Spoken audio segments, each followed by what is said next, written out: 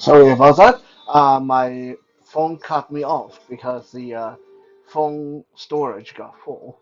My phone's 11 and iPhone 11 and only have 64 gigabytes. So yeah, that was a whoopsie moment. Anyway, we stopped at the axe. So since his bio talking about how badass he is with an axe, we of course have to show his axe. But oh yeah, I forgot to show this before we put away the bow and arrow. He also comes with a quiver, a little quiver of arrows. Now these are glued in. You can't pull these out, but there's a clip on the back.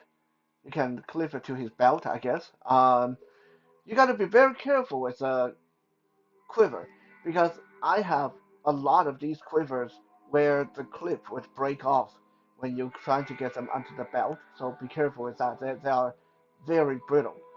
So back to the axe. This axe is something that we've seen before. At least for me, I've seen them more with vampires. But I guess it is an elven axe, and it is an interesting design.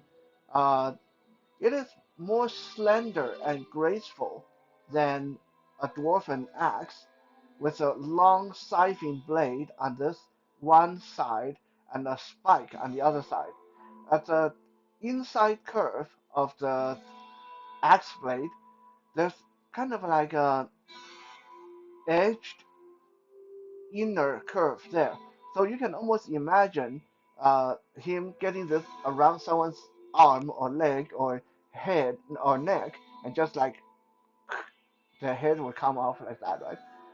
Yeah, kind of gruesome. Um, the handle almost have a bone spinal column texture to it, and on the other end of this handle, there's like a little dagger or spear point. So it's an axe that can chop and spike, chop, hook, and stab. It's like multi-purpose weapon. Really interesting weapon. So for a 37, you're a lord. You're supposed to stay standing, and your head is not supposed to fall off like that. Come on, where did it go?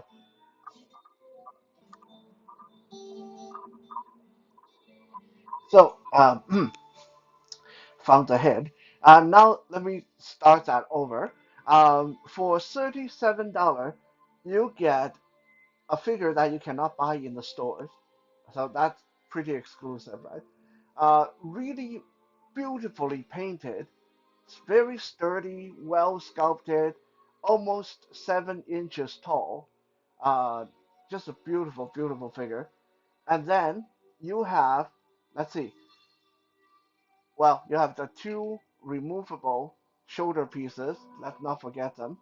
Uh, you have the alternative hands, the two uh, closed fists, just in case your Lord Bardric wanted to go fisticuff on somebody. You get a cool elven axe, a big two-handed longsword, a beautifully made elven short bow, uh, with an arrow that is mostly not really all that useful, but we'll count that anyway. And then there's a quiver of arrow. That's a lot of stuff that you can get for 37 bucks with Mythic Legion. So yes, a lot of people say, well, Marvel Legend is only 25 bucks. Well, not all of them. There's a lot of them nowadays. 29 bucks, 30 bucks. Getting up there. For 37 bucks, you get something like this. Beautiful, beautifully made, and come with loads of accessories. Right? So to me, this is way more worth it.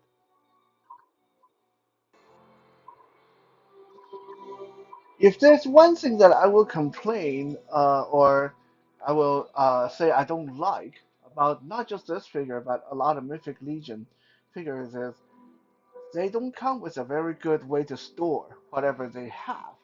Um, take Bardric here. Okay, so I got the quiver hanging on the side of the belt, and I sort of can get his short bow to hang here on the quiver. This is not how you're supposed to carry that, but there's no other way because technically speaking, you're supposed to take the string off and store the bow, the bow and arrow, with a bow unstrung, and he should be able to carry that. But it's not a real bow and arrow, so you can't really do that. So okay, now what? Now I still have an axe, a sword, and I put that loose arrow away already, so I'm not going to go get it, because that thing is just risk of getting lost if I don't put it away. So there's nowhere to put that loose arrow. There's no real way for him to put away the axe or sword. So that means he kind of always have to be holding onto them, uh, which really is just a little bit silly, and he keeps falling over. Um, and he comes with those fisted hands. Ideally, I would like to be able to display him uh, with his axe and his sword on his back, or at least one of them sheathed on his back, and then uh, maybe he can have his use his hand as fist, use his fisted hand, or something like that. But as it is, unless I want to rig something up for him, there's nowhere to store his sword or axe.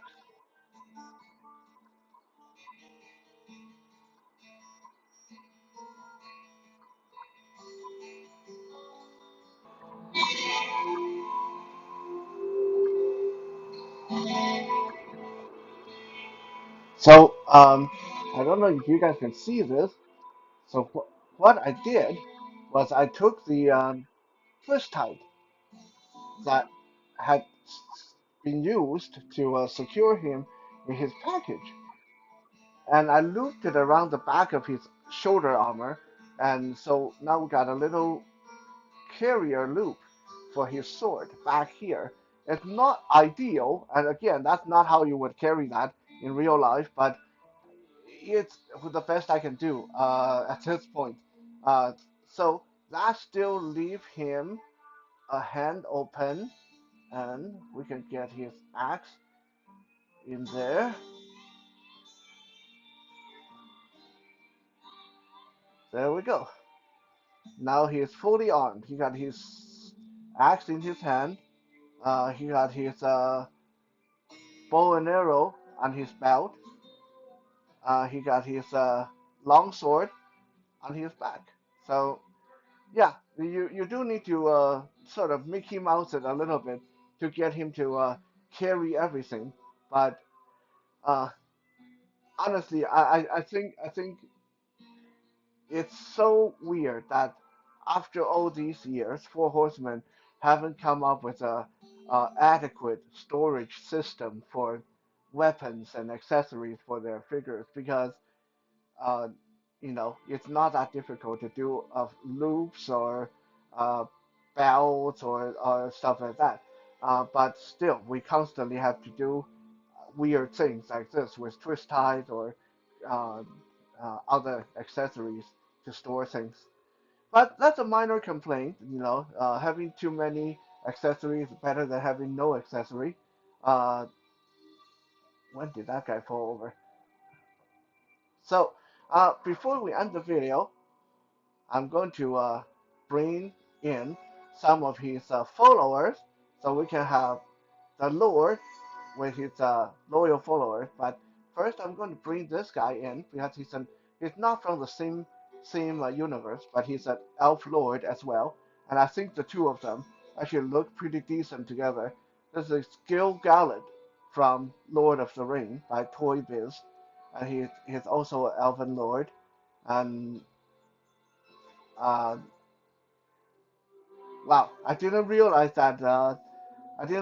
Gil-galad would be shorter than Lord Baldric. Uh, Gil-galad is considered one of the taller guys in Lord of the Rings, so I thought that he would be at least the same height. But yeah, he looks smaller. Definitely looks smaller.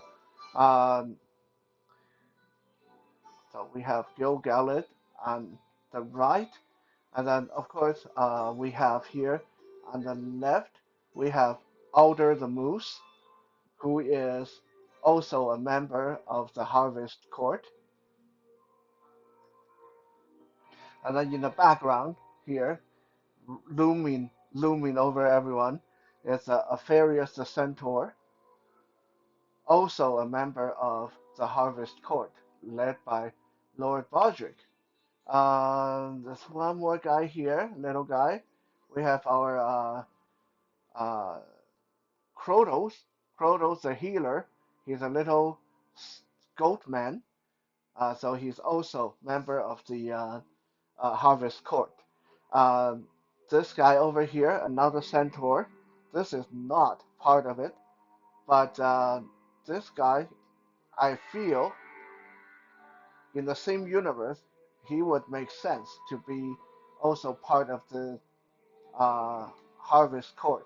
This is Raider from McFarlane, that spawned the Dark Ages back in the 90s. Really cool figure. Of course, he's a little bit small, but maybe he's a pony.